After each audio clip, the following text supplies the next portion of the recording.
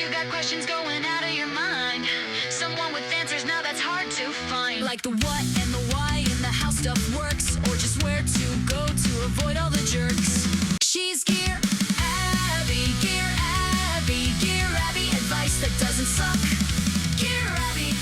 Hello there, my outdoorsy friends, and welcome to Gear Abby, where we tackle the controversial, weird, obscure, and taboo topics that other outdoor podcasts refuse to touch. I'm outdoor educator and writer Shawnté Salabert, and I'm here to answer your burning questions about our relationships with outdoor people, products, places, and pastimes. And I want them all, because remember, there are no dumb questions, just smart advice. Well, this is how it works. You've been waiting about 1 minute for this. You're going to send all of you listeners, questions to deargearabby@gmail.com, and I'm going to answer a few each week here on the show, along with this guy, my partner in gear, the producer of Gear Abby, and a dude who has finally started sending me Instagram videos again, much to my delight, Colin True. I tried real hard for a long time. I took Instagram off my phone. It was great, actually. You've succumbed to the siren lure once again. I have set a limit, a daily limit, and so I feel like I have a little bit of a healthier relationship. Wait, how are you measuring the limit? Is it one of those phone things? It's like you've reached your limit on this app, which you can easily bypass if you want to. I'm not saying that I know, but yes. Yeah. And then then he switched to YouTube Shorts, which is some reason easier to quit. I don't know why, like Instagram Reels and TikTok are like impossible to stop scrolling. I have never, ever used TikTok. And somebody did send me a very lovely TikTok today, which I didn't think TikToks came in the lovely flavor. So that was a nice surprise. I was like, oh, this is really sweet. I enjoyed my time on TikTok. When I got off of it, when supposedly it was getting canceled or whatever, like 2 years ago, I just never went back to it. And then Instagram Reels kind of same thing, but it's impossible to put it down. So I've been trying not to, but it does bring me some joy. And then you come across the really funny ones, and you're like, it's the fun game of like, oh, who will appreciate this? And then you send it along. So I like getting those too. So I guess I'm back. I've started sending them to you again. I feel like we're back. This is like old school Shawnté and Colin. I'm very happy about it. Speaking of other things over the airwaves, none of this makes sense. That's exactly how it works. Thank you. It's called Internet Computer Time with Shawnté. That's the new name of this podcast. ICT. Yep, that's right. It's very catchy, and I know so much about this. Not to be confused with the ICP. Oh, drinking their Fanta. Should we do this pod as juggalos? Special episode. That's for the OnlyFans. Yes, it is. Do they come in flavors? Because I just know they drink the grape soda or the orange soda. I didn't even know that. Is it like Teletubbies? There's different flavors of them. Like maybe. I'm grape juggalo. I didn't know that was a thing, but I'm sure. Juggalo. I don't either. I'm making this up as we go. I did go see Guar once when I was a music journalist. Yeah, and somebody in front of me threw up, so I felt like it was an authentic experience. That's kind of awesome. But wait, my ICT, ICP, my IT update for you is that I mentioned it a couple weeks ago, but it just dropped, and this will be for people next week. It will have come out last week. We're doing time traveling always here on this pod. I am guest on episode 11 of the You Know Too Much podcast, where, they have people come on and talk about one very specific thing. It's like your little hyperfixation. You talk about it for like 15 minutes. It's a real good time. I know you're not going to be able to guess what I talked about. I know exactly what you What do you think I talked about, Colin? Well, the only reason maybe I think it might not be poop is because you only had 15 minutes to talk about it, and you clearly could go much longer than that. Because they only gave me 15 minutes, Colin. No, listen, if you want to hear all of my poo lore, that's a sentence I never thought I'd say, and I'll probably never say again. You Know Too Much, episode 11. I'm very excited about this. So wow. Yep. I have to say, I listened today, and I really appreciate what they did with the intro when they were introducing me, because they recorded it later, so I didn't get to hear it, and it is absolutely delightful. Every euphemism you could ever think of got said in their intro. So for all of our listeners who just can't wait to come to this podcast to hear Shawnté talk about poop, now you have a whole other podcast you can go listen to where Shawnté talks about poop. So bonus. Oh, Colin, it always, last time you and I recorded, it was like the butt crack of dawn. I was having a prepubescent vocal situation. I wasn't my normal smoothie, silky self. So that's for the one listener who probably likes that. I feel good now, though. I'm sweaty. We know me. I am a sweater and I have no AC and it's 103, I think, right now where I live. So Well, you know who else was smoothie? You know who was smooth and smoothie. sweaty He was a and was the guy who brought Jackass into the outdoor universe this week when he went 8 feet in the air when he got hit by a bison. So it was the rare occurrence where the outdoors truly took over, the mainstream, the monoculture. Is it like when the dolphins were, in my mind, the dolphins were shooting the super yachts, but dolphins don't have firearms yet that I know of? All I know is, you realm. really can make the case that was not a real video. That guy, that was full Johnny Knoxville. The dude was in the air. It was Cartwheel amazing. style, yeah. Yeah. Kudos Currently he's to you, okay, so we sir. can laugh about it. Yeah. And I think he's not only okay, but I think he actually also gets the humor of the video. So good on him. It's also, incredible. don't pet the bison, Don't pet the bison. I mean, no way, not that he didn't, but still. He didn't. But the bison, he was the token human that got it for all the other dumb ones. Yeah, he got. Yeah, he got. You know what else we should get? We should get to the first question. The question. The so worst you can stop segue. being silky and sweaty and I'm shiny? so sweaty. My underpits. See, I can talk better than I did last week, but I cannot make real sentences. Are your underpits under your armpits? My underpits are sweating. There's a profuse wetness. I think we should stop talking about that and get to the first Let's do question, it. please, and thank you. I think this one was sent by a very fancy boy. Sent this question in because it begins, "Dear Miss Abby." No, hello. Hi, dear Miss Abby. Dear Miss Abby. I started watching Rivals. I know it's old at this point. Whatever. My friend started showing it. Have you seen this? Do you know No. this? We're just going to interject before you get into this email. It's a British sitcom, essentially, set in the 80s. And it's like, anyway, just go watch it. It's on, I am watching it on Disney Plus. I think it's like a BBC show.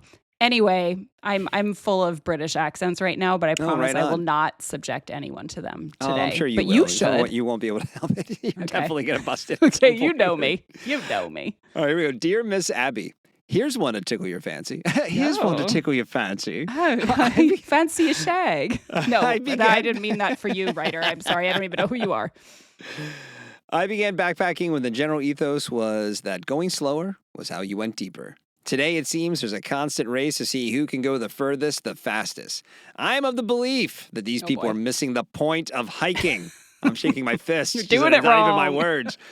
To take your time and smell the pines, listen to the birds, and actually see all of the beauty that surrounds you. Perhaps this is an outdated opinion. At least the members of one online hiking group that I am a member of feel it is. Apparently he's a member of more than Being one. chastised. He came to me to try to resolve this, I see.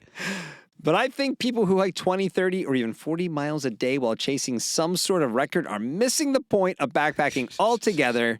I appreciate the passion. I am curious what your perspective is on the phenomenon of fastest known times on trails and whether you might change my mind a slight bit. Sincerely, Jerry in Tucson.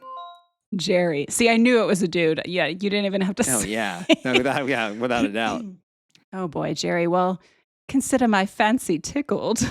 Don't consider that at all. My fancy sounded better ticklish. in my head than it came out. My fancy's not tickled, Jer, but do not get too excited because I am about to poke some holes in your perspective, which, you might just like that. I don't know. This might be your thing. We don't kink shame on this podcast. We haven't mentioned that in a Famously. while, just in case you forgot. But before I get to a little saucy Jerry whooping, if you will. Yeah, that's right. I'm just inventing new phrases today. I want to catch everyone else up on the whole fastest known time FKT situation. We've mentioned it, I think, a couple times on this pod. We haven't really done a deep dive. But so obviously people have been pushing their bodies to the limit since the beginning of human existence, and trails are not immune to this. We people like to win things. We want a participation trophy, or we want to be the best of the best of the best. So the whole FKT thing was born over a quarter century ago. It was about 1998.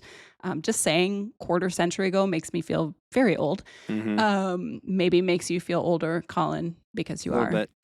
the older brother / younger brother. But anyway, so 1998, we're taking the time traveling, taking time to time travel to Colorado.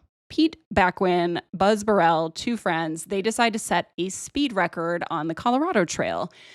Pete eventually had to drop out, but Buzz finished in 11 days, 16 hours, and 13 minutes. And they figured, I think that's a record at this point. There was nobody at this time keeping track of this stuff, right? So it was kind of like word of mouth. Someone who did it faster, whatever. You get to be the king of the hill if you say you are.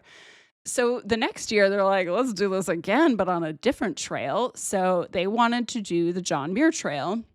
And they ended up, while they were planning that one, coining the term fastest known time with the emphasis on known, because they realized there is actually no way to measure, every single person that's ever been on this trail and how they finished. So, back then Strava wasn't a thing. There were no King of the Hills.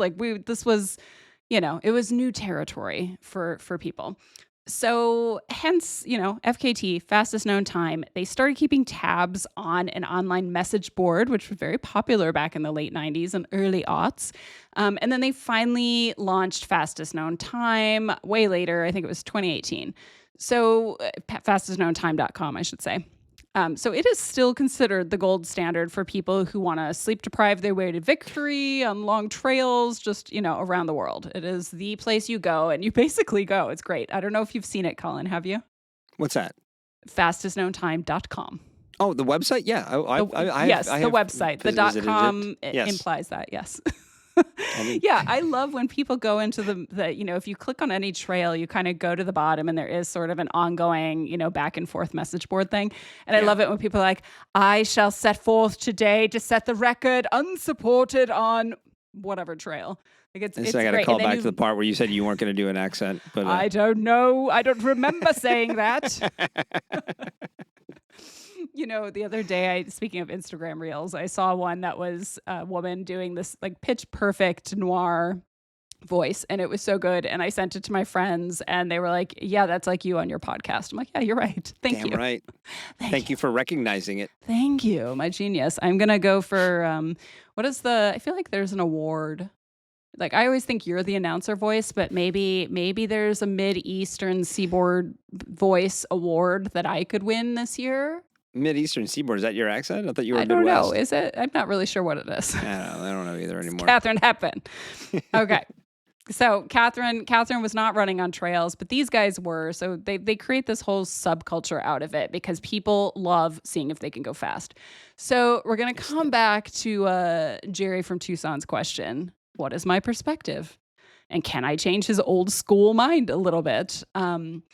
My perspective, and it is one I've said a million times in different ways on this pod, is that there's no one way to be on the trail. No one way is more valid than another way, unless it's, harming you, harming the landscape, harming somebody else. But honestly, I think the way you enjoy a trail is right for you. And the way I enjoy a trail is right for me. And as the saying goes, hike your own hike, even if you're going to do it really, really fast. So, I think my favorite thing, so I've interviewed a ton of long distance hikers and runners who set FKTs over the years for Outside, Adventure Journal, whatever. And I think my favorite rebuttal of Jer's stance, which he does share with a lot of people. You're not alone in this world, Jerry. But it came from Heather Anderson, who's known as Anish on trail. And I interviewed her back in 2019 for Outside. Her memoir Thirst came out, which is about her successful FKT on the PCT. So many acronyms. So she told me, she's like, hey, when you look at it on paper, I'm averaging 2.8 miles an hour on these speed attempts. And this is what she said, and this is a quote. The thing I always hear is, how can you enjoy it when you're going that fast? I'm like, well, when was the last time you drove a car at 2.8 miles per hour and felt like you couldn't possibly see anything because you were going so fast? I was like, all right, touche, Heather. Yeah, that's right. So point taken. I do think that it's not like they're out there with horse blinders on, although sleep deprivation might be its own set of horse blinders, I guess. No Biological, right? But yeah, I have actually also talked to other FKT setters who are like, listen, being out there at all hours of the day just deepens my relationship to these places. I become kind of like a little animal. I'm nocturnal. I get to see the day shift. They get to see first light, last light. They see things bathed in moonlight that you and I will never see because we are normal people who go to sleep at normal hours, or roll around in our sleeping bag for many hours, whatever. They see different animals you're not going to see, and they can have these like, super intense internal experiences. We should actually have somebody on once to either just talk about it or answer a question or something, because it is fascinating listening to these folks. But yeah, and plus they get to do that thing that we talked about, which is testing your limits. So Right. whatever, Jerry, you don't need to test your limits. It's fine. Like, am I ever going to try for an FKT? Hell no. No. Although I will say, the number of times that I have set a personal speed record trying to run down the trail at the end of a hike to get to a bathroom, just unparalleled. Yeah, I did it on my last hike. FKT.com. Come on. That's right. Suck Yeah. it. That's I do declare that when I come over Kearsarge Pass, I'm going to make it to the bottom in 2 hours. And then I will relieve myself greatly. Everyone can hear me. They know I'm going to do it, and I have. But yeah, listen, I have no problem with the way these people want to be on the trail. I'm not going to yuck their yum, which I think is a disgusting turn of phrase, but whatever. I used it.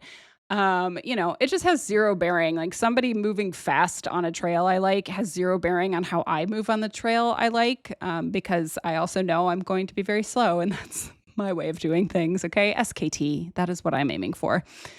So Jerry, just get out there, hike whatever speed you want to hike. I don't care if you're faster or slower than me, unless you're standing in between me and a trailhead outhouse. Then we got problems. Yeah, it's funny how the most earnest outdoorsy folks are often the most likely to be kind of gatekeepy. Oh, totally. Right? Yes. Sorry, Jerry. And- you're earning you're the new gatekeeper on the podcast. But it is I do understand it comes from a place of like, babe, don't you understand that like this is an incredible way to experience the outdoors? I get that, but it comes down to everybody's got to do it their own way. I did have the notion, I still might do it one day. There's some trails behind my house that I always talk about. I go on that very few people will go on there. No one's going up there to break any records. And I wanted to I think the criteria is like, it's really not that long of a trail that you have to go on in order to quote unquote claim FKT. And I just want to go up and like hike it like I normally do and upload the file and be like, I bet it would stand for years. That like I have the FKT for this 3-mile hike that I did in like 57 minutes. Like, yep, I got an FKT. Suck it. That's me up there. Until I come a week later and smash your record. I like the idea. There is a woman on Instagram. She's a cyclist. I'm forgetting her name right now. Somebody listening will know. But she pops up in my feed every once in a while. I think I finally followed her because I am so inspired by what she's doing. But she basically, maybe you've seen her too, Colin. She goes and beats people's segments and takes their, what is it? It's like on Strava. On Strava, like the King of the Mountain, King or of the Mountain. yes. or the legend or whatever it is. Oh, like the local legend or whatever. All Local of that legend. stuff. And it'll be like a segment that's like 0.2 of a mile, and she'll do this amazing, like dramatic, mono. She's That's like, what I'm I'm talking coming about. for you, Greg. Whatever. And it's so freaking funny. I love her so much. I love that. I will find her name and I will share it in the next episode. No, I won't, because I'll forget. But you can look it up. Good people of the internet. You know what? You know what I won't forget, Colin? The dulcet tones of your voice reading the next question. Well, unfortunately for you, it's a very short question. So enjoy Give it your all. The really short-lived dulcetness that I'm about to elicit here. Miniature dulcetness. A dulcetine. I don't know. I'm gonna flip it around because there's no greeting for you. Warrior asks.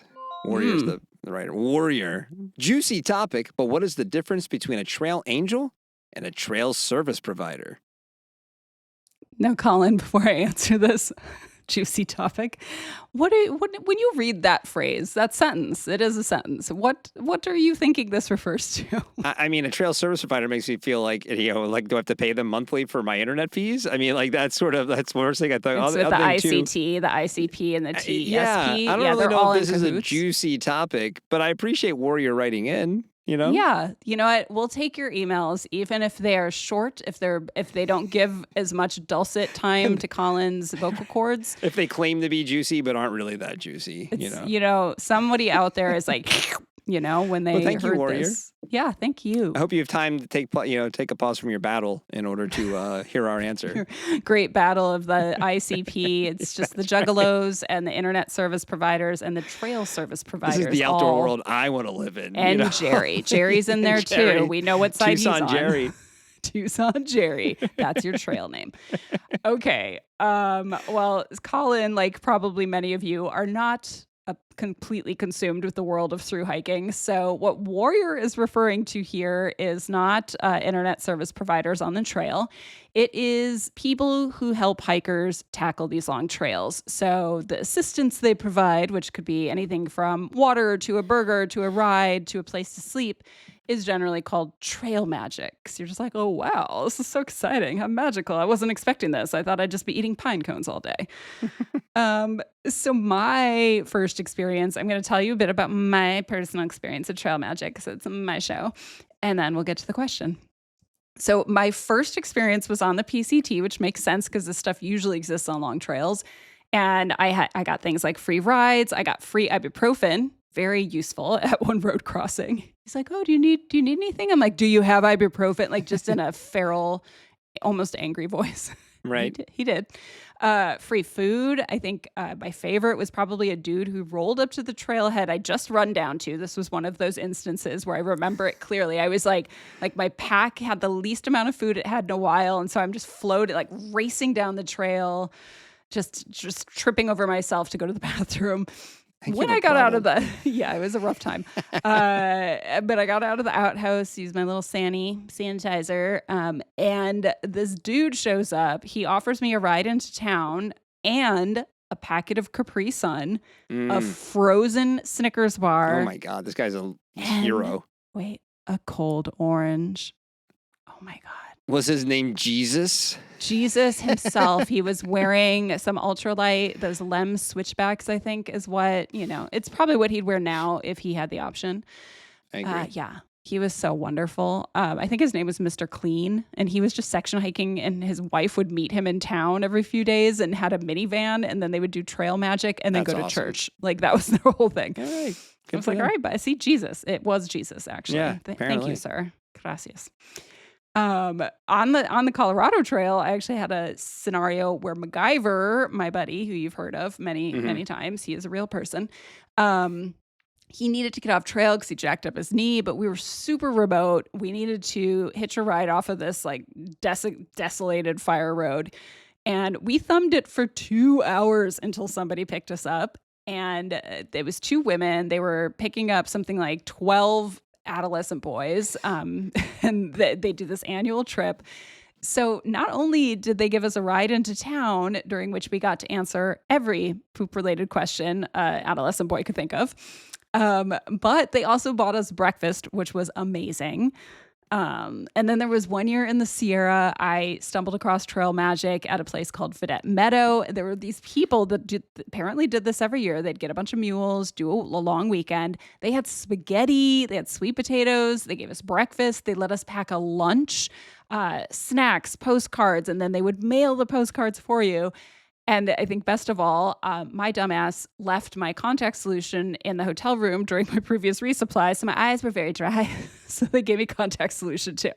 Was the cocaine part of the trail magic? I mean, that's why the mules were there, right? They brought yeah, mules they traveled a long for the way. drugs? Yeah, they did. They were undercover. They looked like animals, but if you know, you know.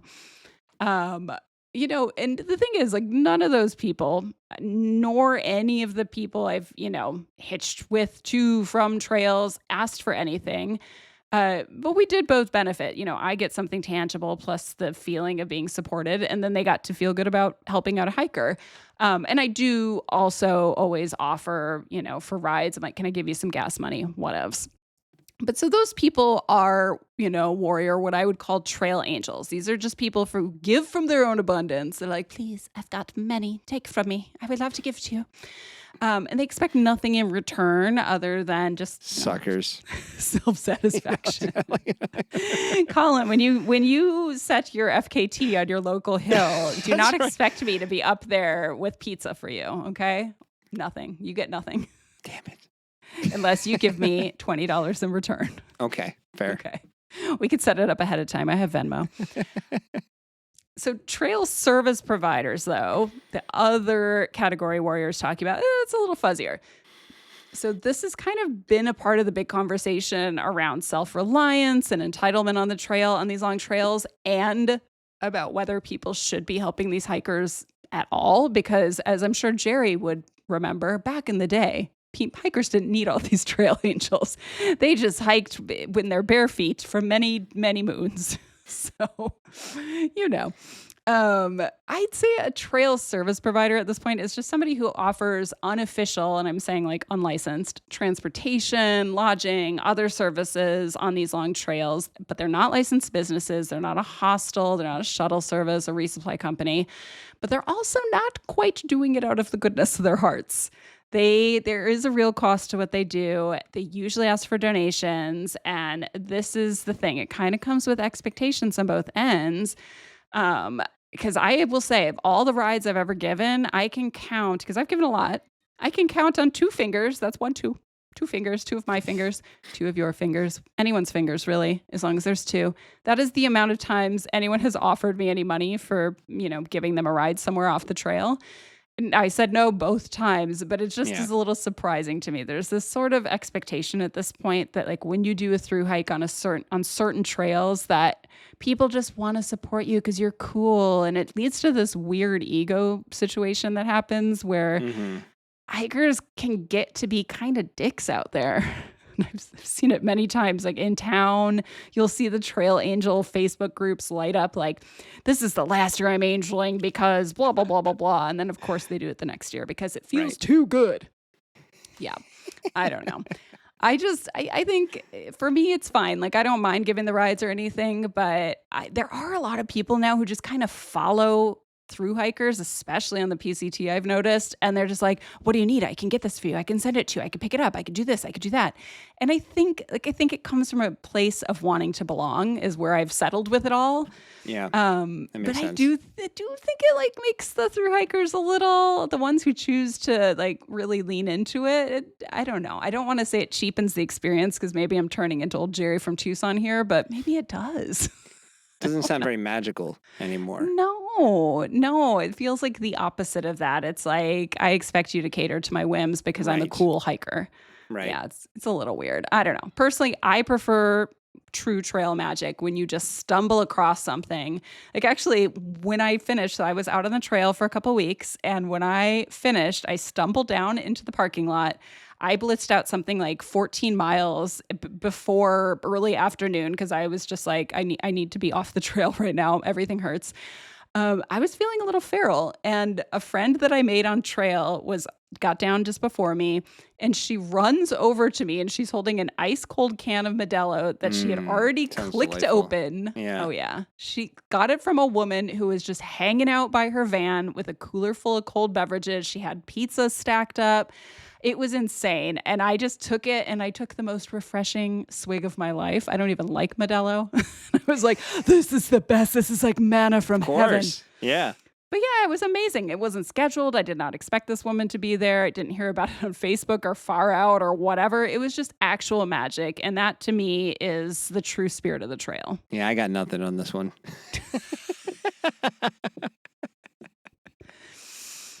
Colin, I love it when we have topics where you're like, I could not give 2 flying frogs. I guess the reason I say that is because, like, it's disappointing to me that there's, like, like disgruntled trail magic people out there. It's like, I understand what they're saying, but also, like, the whole point is you're going to go out of your way to help these people. And also, like, bothers me that there's, like, entitled hikers. The like, whole thing. I guarantee you, one of these will get served to me. I guarantee it on YouTube, how to, like, engage with trail magic on the trail. And it's going to be, like, some some Darwin, it won't be Darwin, I'm sure, but a Darwin equivalent like backpacker person who makes YouTube videos who tells you, you don't have to ever pack for food for anything because the Trail Magic people are going to hook you up. And like, just like, Jesus Christ. This kind of this pure sort of wonderful thing that happened in the outdoor community. And now it's like, it's a fucking thing. All right. Well, we have time for one more question, and do not ask me if you can have my food because you can't, because I need it. What else do we have? All right, here we go. Dear Gear Abby, I've been backpacking for a long time, but I'm curious about ultralight gear, which seems to be more and more common these days. I understand, of course, that items are lighter than they used to be, but what is the definition of ultralight for a backpacker? Is there a weight limit? Is it more of an ethos? Are there items every ultralight backpacker carries or would never carry that other hikers might scoff at? Excuse me. That was the end of the sentence. That Colin might scoff at. Colin's scoffing at your entire question. I think we've answered this question already. Many thanks, signed Roger. I don't know. Did we? It's hard to say. I don't think this one specifically. Bleed into the weeks, bleed into the months. They really do. No, you know what? I like that you managed to wrap 4 questions into one, Raj. So good job, Raj. Yeah, nice work. The Jolly Roger. Jolly Roger. Trail name. The Jolly Roger. Oh, it's a Jolly Roger. It's on the nose, but it works. Yep. We'll take it. We're in a weirdly British adjacent episode, apparently. I don't know. Listen, you're getting some bang for your buck. I also think that's the second question to incorporate the word ethos today. So y'all are a bunch of nerds. Keep the big words coming. Colin loves reading them. So I have definitely thought about this question. Like Colin said, maybe we've talked about it a little bit. But, I think even for me early on in my transition to becoming more of a lightweight and maybe even slightly ultralight hiker, I kind of ruminated on it.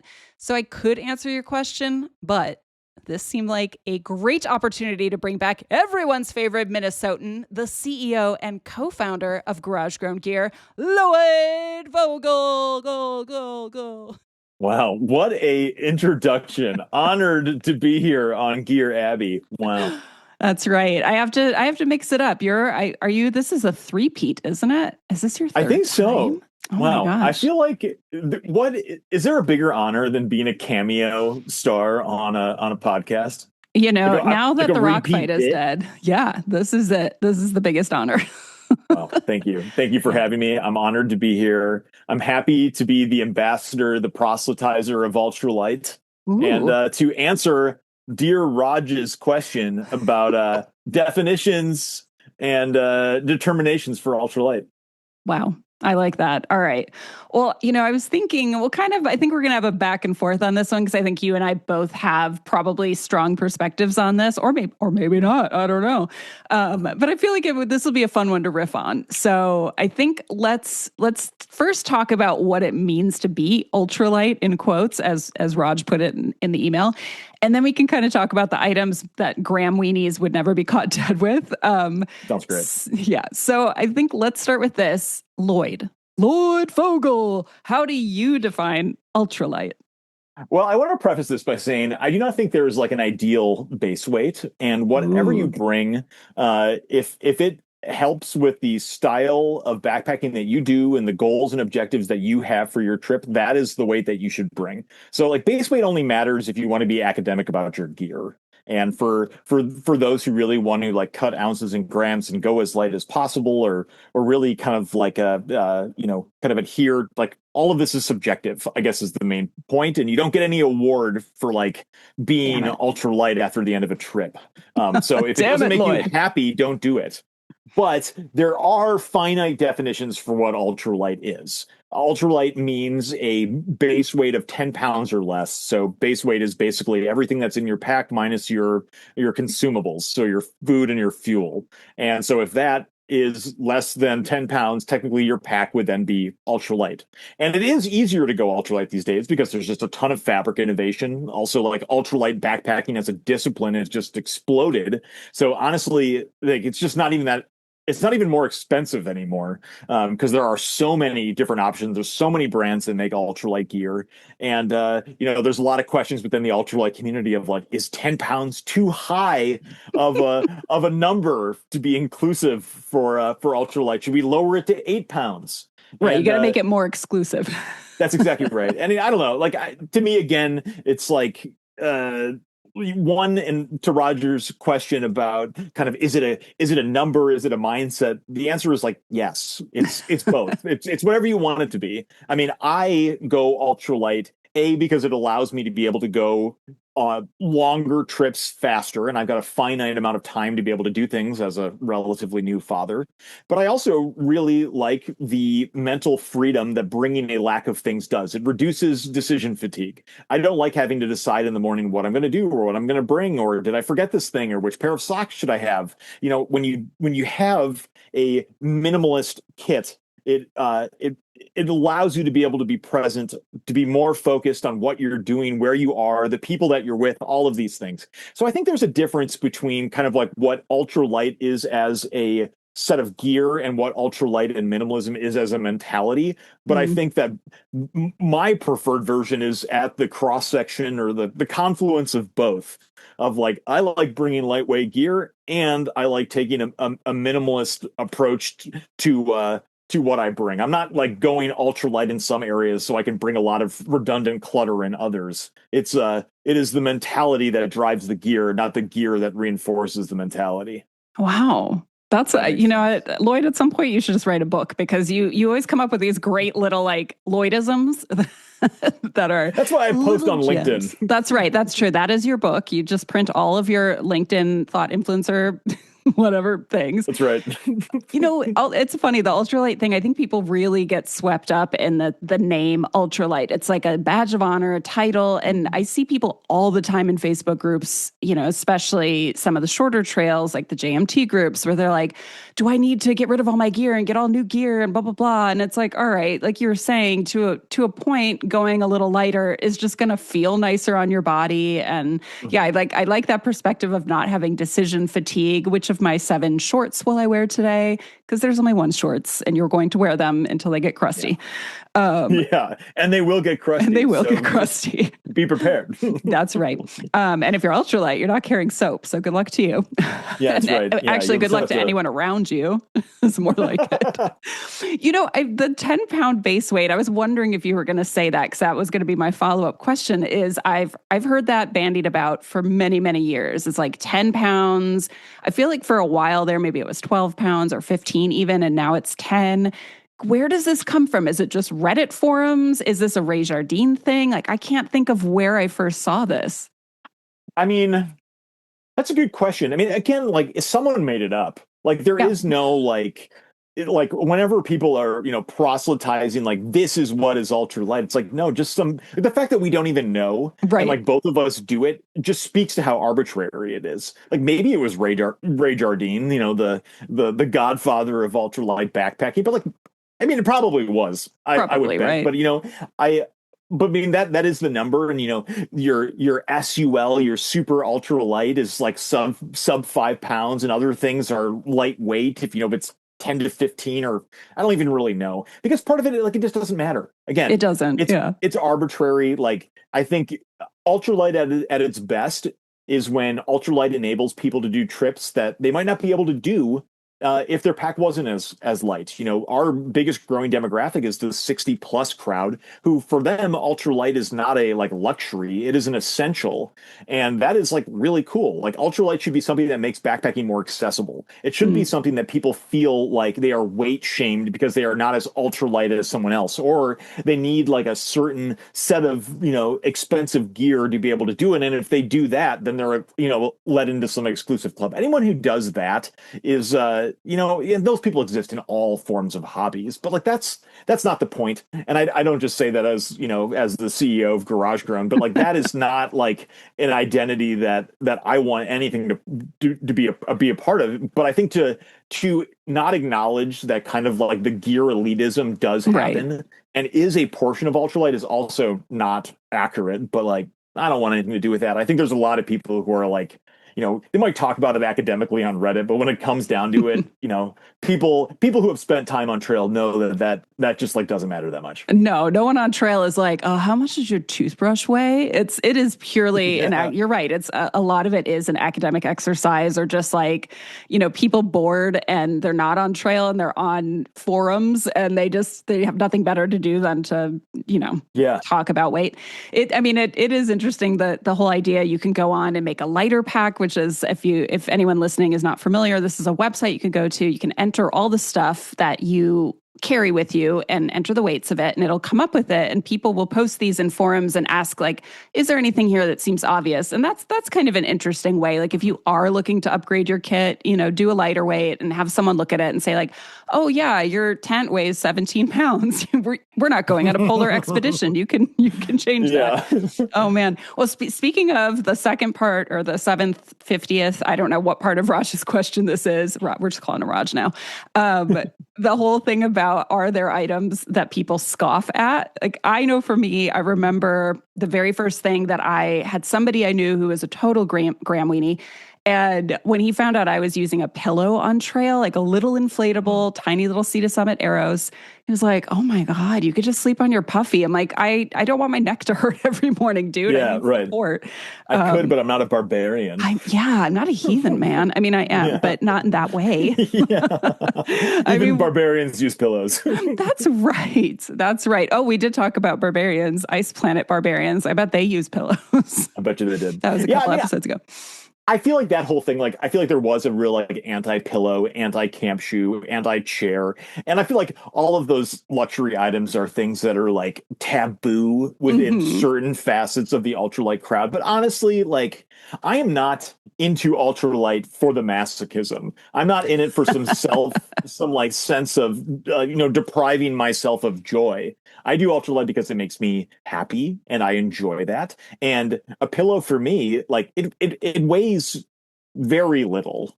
And like, me having a pillow does not make me not ultralight. I mean, I don't bring a chair partially because, like, I just don't really sit. I like hike and you're just always on the move. Sleep. I'm either moving or sleeping, and that's kind of my thing. And when I'm sleeping, I want to sleep well. So I like having a pillow. And yes, could I use my puffy? Sure, but it's just like, it's not as good. And anyone who says that a jacket is as good as a pillow just hasn't used a good pillow. That's right. Liars. Like, I think there are some of these things that are kind of taboo. I think most of it is kind of like it's a pack with a brain that I feel like is like the telltale sign for ultralighters of being like, oh, well, you're carrying you're one of those. You don't have a roll top closure for the top? Loser. Okay. It's like the sleeping bag versus quilt. I feel like, your ultralighters are like always very, very quilt centric, even though there's some very light sleeping bags on the market. I think there's some of these like kind of common trade-offs of like hiking boots versus trail runners. Sure. Where, one can make judgments based on certain specific things on the rest of the style of backpacking that you use. And I think some of those things are taboo a little bit within it, but it's also stupid. Like if you struggle to be able to sit on the ground and a chair is what makes you feel comfortable getting outside, then like bring the chair. That's right. Forget about what someone's going to judge your lighter pack for. That's right. Yeah, comfort above all else. This is why I have brought blocks of cheese on the trail with me. The block of cheese is great because you eat the block of cheese and then you can make yourself ultralight when you poop it out later. That's exactly right. I feel like you don't know this. I might have discussed this on the pod. Sorry for everyone listening, but maybe this is a good reminder that my friend MacGyver and I on the CT Colorado Trail, he turned to me one day and he's like, Rustic, which is my trail name. He's like, I'm going to go take a Rayway. I'm like, I'm sorry, what are you doing? He's like, a Rayway. I'm going to poop and I'm going to get ultralight. Named after Ray Jardine. Sorry, Ray. Shout out. Yeah. Yes. That's funny. Yeah. Lloyd, before we release you to whatever, but to never stopping moving in other ways, I'm launching a new thing here. Every time we have an expert guest, that is you, on the show, I am going to wrap it up by asking you, well, technically Colin should be asking you this. What's in your pack? Again, I cannot do it like Colin. But what's in your pack? I just want to know, is there something like what's one piece of gear right now that you're jazzed about, whether it's something super old or super new or it's a potato? I don't know. What's your thing, Lloyd? I think the quirkiest thing that I bring on trips are Post-its. What? Sorry, are you always just coming up with business ideas? Is this why No. you're so successful on LinkedIn? I don't bring a journal along because, and this is so weird, but I feel intimidated by having like lots of space to write things. So I bring a Post-it. I bring Post-its along, one for every day of the trip that I'm going to go on. So it just gives me a limited amount of space to write what my thoughts were or reflect upon my day. And so by the end of a trip, I'll have, like 9 Post-its that have kind of summaries of my thoughts or from that day. And that's all I give myself to be able to reflect on it. It's just one Post-it's worth of space and as small as I can write. And that makes me not feel like, oh, well, I should just have more thoughts, or I need to capture everything that I'm experiencing. And then I have a really nice way to be able to just like post my Post-its in my little gear closet. And so I love Post-its. That's something I bring on trail. It's kind of that is so fascinating to me. I love that you said that. I'm going to remember that. Maybe some people listening will be inspired. And for those of you listening, if you want to follow Lloyd's longer musings, you can follow him on LinkedIn. But if you want to look up some gear, we talk about Garage Grown Gear. They were one of our very first sponsors here on the show. So head over to garagegrowngear.com and see what they got cooking. But yeah, Lloyd, thank you for joining us. Can't wait to have you back again. And hope you have a lovely journey into Post-it land next time you're out. Thanks, Shawnté. Thanks for having me. Well, that's it for this episode of Gear Abby. Until next time, send your burning questions about your relationships with outdoor products, people, places, and pastimes over to deargearabby@gmail.com, and I'll do my best to answer them or bring in a Lloyd who can. And of course, head over to your podcast listening service of choice and subscribe, rate 5 stars only, review and support the pod. Make my day. Follow our Instagram at GearAbbyPod. And in the meantime, today's episode was produced by this guy, Colin True. Happy birthday, Gear Abby. Oh my gosh, that's right. It's my birthday. This will be after, but still, the day after my birthday. My Venmo is Shawnté-Salabert. Oh yeah, and also me. I'm Shawnté Salabert. And remember, there are no dumb questions, just smart advice.